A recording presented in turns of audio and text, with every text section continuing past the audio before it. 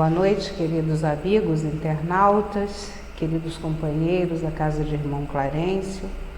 Aqui estamos para mais um momento de estudos do livro O Céu e o Inferno.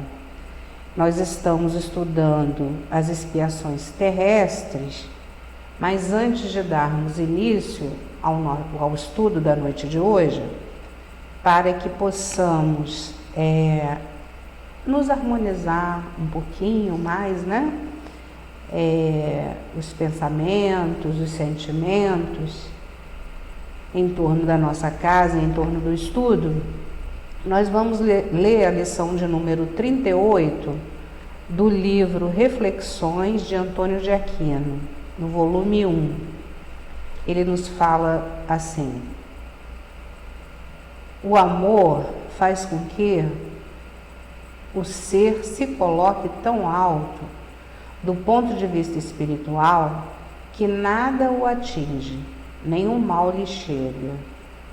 O amor faz com que tenhamos um sentimento de compreensão, sentimento esse que quanto mais se amplia, mais demonstra que o sentimento do amor também está crescendo em nós. É o sentimento por excelência, né? Então, envolvidos por essa vibração, por este amor desse espírito tão amorável que é Antônio de Aquino, que nós possamos então, Senhor, envolvidos pelo Teu amor, envolvidos pelo amor de Irmão Clarencio, de Allan Kardec, dos guias e patronos espirituais da nossa casa, dos nossos guias, Senhor, espirituais, que nós possamos iniciar as nossas reflexões da noite de hoje. Que assim possa ser, graças a Deus. Então, como dissíamos, né, nós estamos dando continuidade à segunda parte, né, do estudo do livro O Céu e o Inferno, no capítulo 8, que trata das expiações terrestres. E hoje nós vamos analisar o caso da Françoise Vernes. Essa companheira, ela era cega, né? E ela desencarnou aos 45 anos de idade. A gente vai ler alguns trechos, mas como a história, né, é relativamente curtinha, dá para a gente contar, né, a história dela. Então, ela era filha, né, de um rendeiro. A gente percebe, né, que ela tinha uma vida, não era uma família rica, abastada, mas ela tinha uma vida relativamente confortável. Ela tinha recursos, né, era uma família de recursos. E ela era o que a gente chama hoje, né, de catequista. Ela dava aulas de catecismo para as crianças. Ela faleceu em 1855, então foi um período em que a igreja passava por algumas reformas. E o catecismo, né, em função disso, ele foi reformado. Mas Kardec diz aqui para gente que ela não teve a menor dificuldade de aprender, né, pegar toda aquela reforma, e ela permaneceu dando aula para as crianças, né? Permaneceu sendo catequista.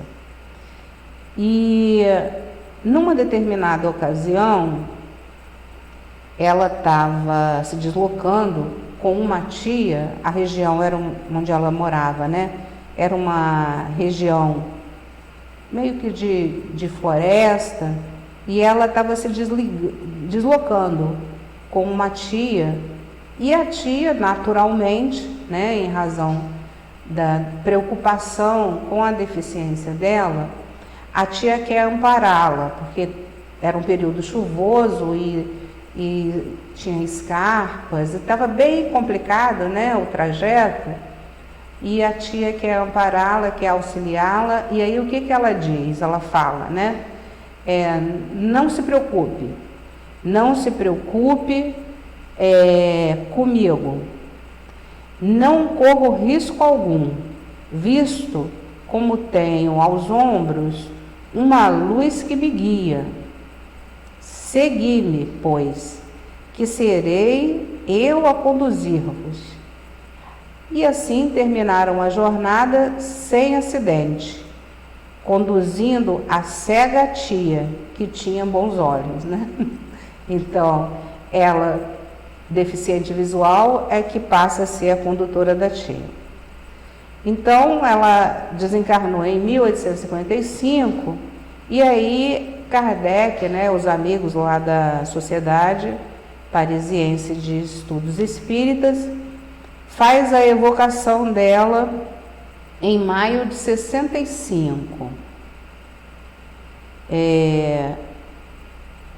Chega ao conhecimento deles, né, a história dela, e aí eles perguntam, né, para ela: quereis dizer-nos que luz seria essa a guiar-vos naquela noite trevosa e só vista por vós? E a resposta: pois as pessoas como vós, em que contínuas relações com os espíritos, têm a necessidade de explicação para tal fato? Era o meu anjo da guarda quem me guiava. E aí Kardec fala: essa era também a nossa opinião, mas desejávamos vê-la confirmada. Mas sabíeis naquela ocasião que era o vosso anjo da guarda quem vos conduzia? Ela responde: confesso que não, posto que acreditasse numa intervenção do céu. Eu orara por tanto tempo para que o Pai Celestial se apiedasse de mim. É tão cruel a cegueira? Sim, ela é bem cruel, mas também reconheço ser justa.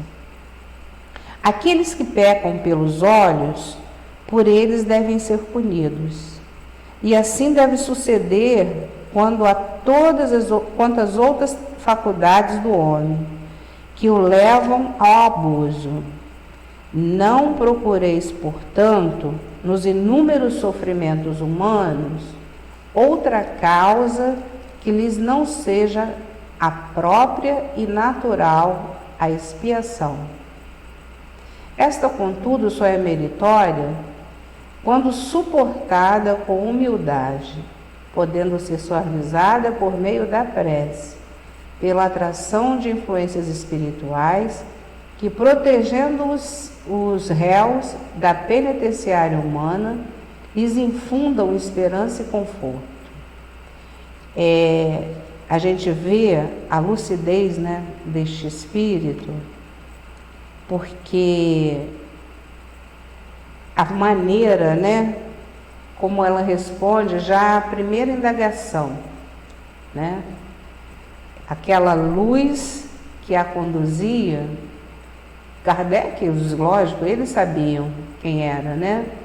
Mas como ele mesmo informa para ela, como ele mesmo diz, ele queria saber se ela tinha essa lucidez.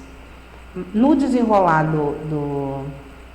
da conversa, a gente percebe que Kardec já sabia que ela era alguém já de conquistas, porque pelo comportamento, né, pelo comportamento dela, era alguém que tinha grande facilidade de raciocínio, e então Kardec queria saber se ela tinha consciência de que essa condução, essa luz, né, que ela dizia acima do ombro dela, que ela percebia, se ela sabia que era um ser espiritual, né?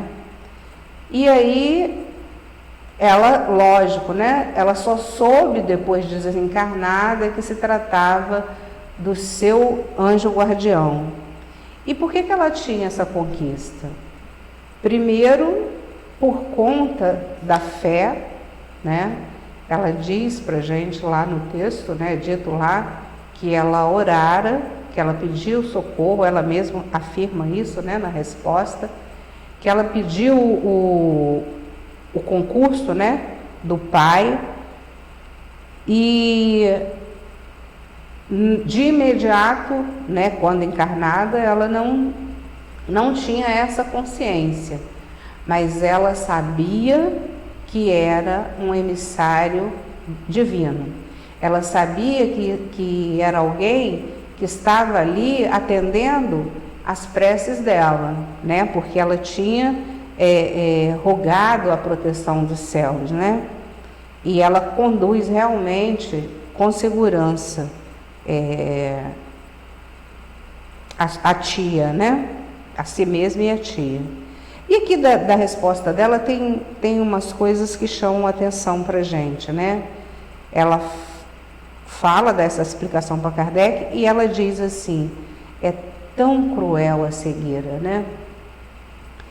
E a gente fica avaliando, nós que não temos a dificuldade, né? Essa prova, a gente fica imaginando o quanto deve ser duro para a pessoa, tanto aquela que nasceu, né, sem a visão, e aquela que perde, né, a visão depois de algum tempo. A gente já teve contato com os dois tipos, né, de pessoas portadoras dessa deficiência. E o quanto a gente aprende, né? O quanto nós aprendemos com eles, né? Então, assim como as demais dores, as demais provas, a gente encontra, né? Aquelas criaturas que são resignadas, que aceitam sem lamentação a dor, né? E aqueles que são revoltados. E ela diz aqui pra gente que é uma expiação, que a gente não deve, para usar aqui, para a gente usar a frase que ela usa, né, para ser fiel ao texto, ela diz exatamente assim: não procureis, portanto, nos inúmeros sofrimentos humanos, outra causa que lhes não seja a própria e natural, a expiação, né? Então a gente vai pensar um pouquinho a respeito disso. Nós, a imensa maioria de nós, habitantes do planeta Terra, estamos aqui em expiação, né? E alguns, lógico, né? Muitos de nós, né, em provas, todos nós, em alguns momentos, estamos em prova. A expiação, ela é originária, né, ela é causada por uma infração da lei. Num determinado momento, a gente cometeu um ato, né, contrário à lei, e a gente vai ter, não há nada que a gente faça, não há mal que a gente cometa, que a criatura cometa, que fique impune. Jesus nos diz isso, né? Não saireis daí enquanto não houverdes pago até o último ceitil. Então, por mais que nós procuremos ocultar as nossas faltas, né, dos outros, a gente oculta uns dos outros, mas a gente não oculta de Deus, né? Porque a lei está na nossa consciência e a gente não engana a própria consciência, né? Então a gente não vai deixar de ressarcir, né, os nossos erros para com a lei.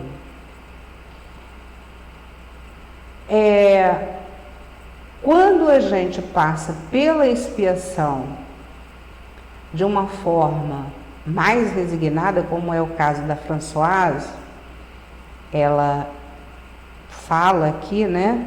Ela diz que é dura, ela diz que é cruel, né? É bem cruel. Mas ela reconheceu, não só como espírito, ainda encarnada, né? Ela aceitava, ela não reconhecia porque até por conta da religião, do conhecimento, ela não tinha a consciência, mas como espírito, ela reconhecia que a prova era justa, né? Então, ela diz aqui, aqueles que pecam pelos olhos, por eles devem ser punidos. E assim deve suceder quanto a todas as outras faculdades do homem. E aí a gente lembra Jesus, quando ele diz, né? Se o teu olho é motivo de escândalo, arranca-o. E lá no Evangelho segundo o Espiritismo, a gente trouxe aqui, no capítulo 8, Bem-aventurados que têm puro coração, a lição número 20, que é a que fecha o capítulo, que é uma mensagem de Vianney Curadas, o título é Bem-aventurados os que têm fechado os olhos. Vianney Curadas era conhecido, ainda como encarnado, né? Ele era tido como aquela criatura que era capaz de curar as pessoas, né? E alguns casos de cegueira ele curou. Então, quando ele começa a se comunicar lá na Sociedade de Estudos Parisienses, é levada uma pessoa, né? Essa mensagem é em razão disso. É levada uma pessoa para que ele cure. E ele diz, aqui eu lembrei da mensagem, porque ele fala aqui no texto do Evangelho exatamente o que a nossa Françoise vai falar aqui para a gente, né? Ele fala dessa justiça. Depois, se vocês tiverem interesse, acho interessante, né? Dar uma lida, porque a mensagem é bem bonita, né? Bem confortadora para essa pessoa que foi levada lá na Sociedade de Estudos Parisienses. Ele não a cura, ele diz que só consegue realizar as curas com a permissão de Deus, né? E fala para ela se resignar, né? Ter paciência, orar e esperar, né? E aí ele fala exatamente isso que ela diz aqui pra gente, da justiça desta aflição, né? E quando a gente vê alguém assim, né, passando por uma prova dura, a gente que tem o hábito ainda do julgamento e achar que a gente sabe, né, das coisas, a gente se precipita em julgar, fala assim, não é boa coisa, né? Não é assim que se costuma dizer? Não é boa coisa, porque para ser desse jeito, para ter nascido assim, é um grande erro que a gente comete. E aí, pela leitura do caso da Françoise, a gente já toma conhecimento que ela é alguém que está muito à frente da gente, né? Em termos de resignação, em termos de fé, de coragem, de aceitação, né? Era alguém tão resignada que ela se dedicou num período ainda muito difícil, né? Que a gente não tem os recursos que tem hoje, as facilidades, né? Que o progresso trouxe para todos nós. E ela, tendo essa deficiência, ela procurou viver de uma forma tão digna, buscando ensinar o Evangelho do Cristo, né, para as crianças. E aí, continuando, porque a hora passa rápido, né, Kardec pergunta assim para ela: dedicada ao ensino das crianças pobres, tiveste dificuldade em adquirir os conhecimentos do catecismo quando mudaram? E ela responde: ordinariamente, os cegos têm outros sentidos duplos, se assim se pode dizer. A observação não é uma das menores faculdades da sua natureza. Desculpem, eu vou reler. A observação não é uma das menores faculdades da sua natureza. A memória lhes é qual armário onde se colocam coordenados e para sempre os ensinos referentes às suas aptidões e tendências. E porque nada do exterior pode perturbar essa faculdade, o seu desenvolvimento pode ser notável pela educação. Ou seja, com a visão, a gente se dispersa muito facilmente, né? Eu fico imaginando, se a gente fechar os olhos, né? E começar a prestar atenção no nosso ambiente, né? Que a gente já conhece bem. Fecha os olhos e procura sair, né, na sua casa, que é o ambiente que você mais conhece, de um cômodo para outro, para ver se a gente tem muita facilidade, né? É complicado para a gente fazer isso. Mas eu tive a felicidade de trabalhar, né, com um rapaz deficiente visual e aprendi muito com ele, né? E ajudou a gente também a se organizar um pouco melhor, porque a gente tinha que manter a sala, a nossa sala principalmente, com as coisas sempre no lugar, para não dificultar o deslocamento dele, né? Desculpa.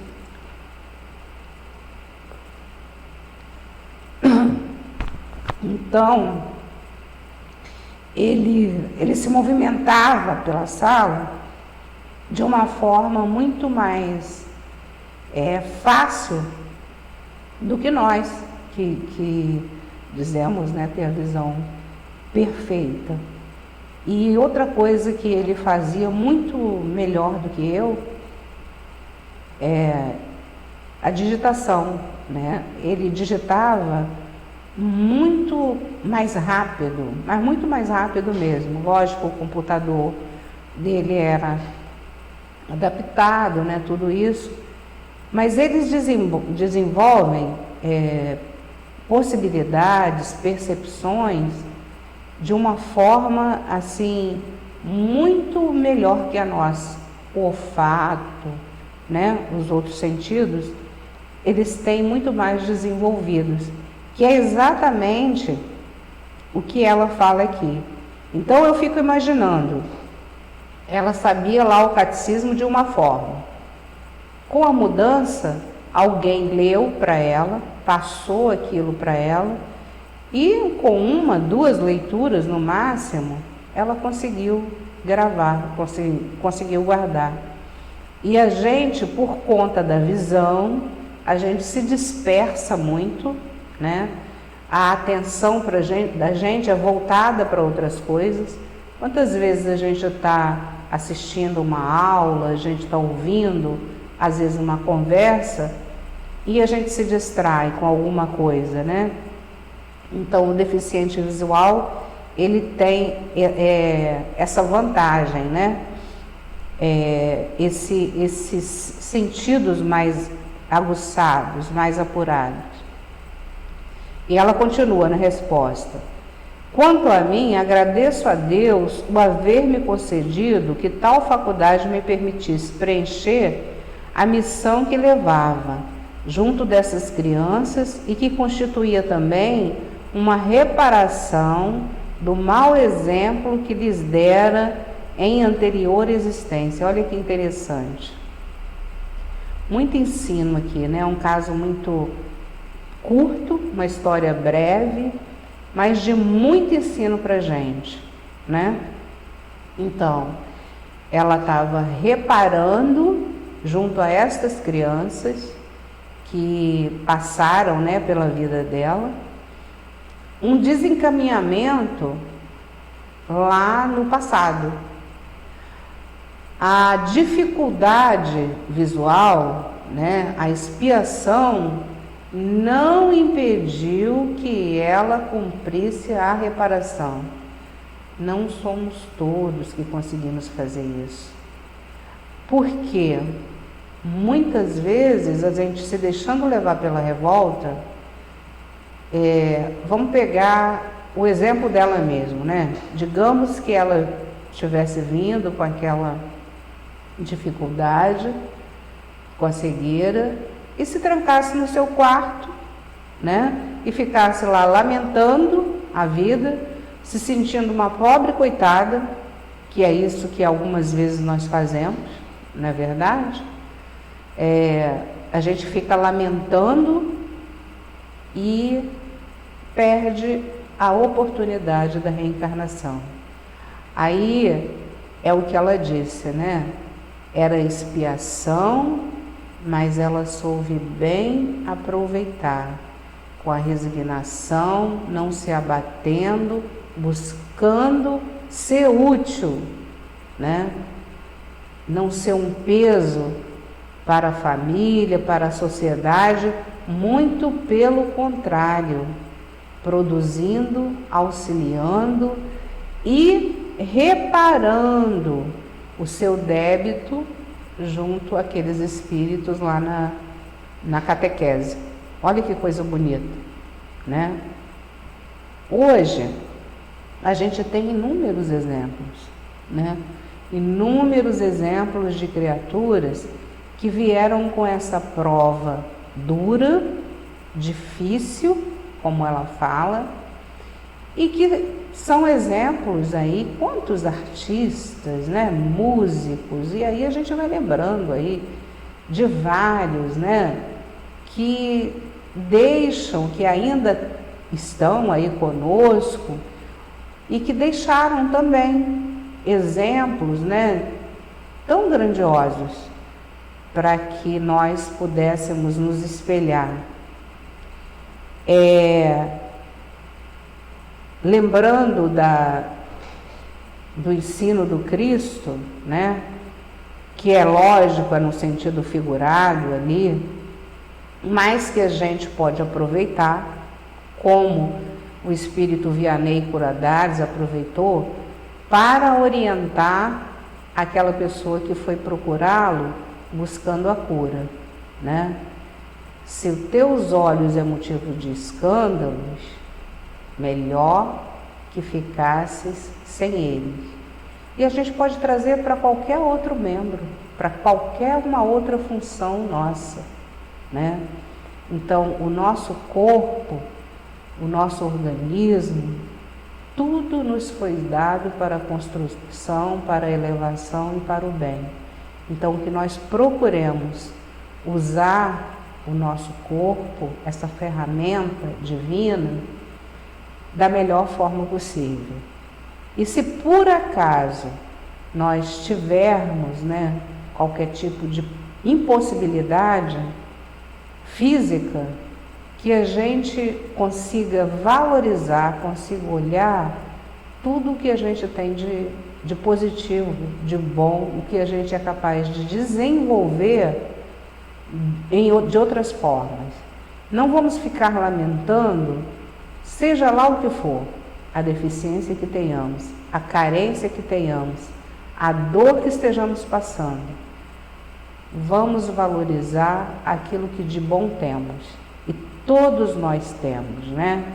Então, ela quando consegue ver, Françoise, consegue perceber essa luz que a guia, ela consegue perceber por quê? Porque ela não ficou presa na dor. Porque ela agradeceu a fé, agradeceu a possibilidade de comunhão com o alto, que todos nós possuímos, né? Então vamos nos lembrar desse amigo que nós muitas vezes esquecemos, esse amigo oculto, como nos fala Dona Ivone, né? A respeito do anjo da guarda. Vamos procurar nos aproximar desse nosso querido amigo e pedir a Ele que nos oriente, que nos ajude, que é o amigo mais próximo que Deus colocou para nos conduzir durante a vida.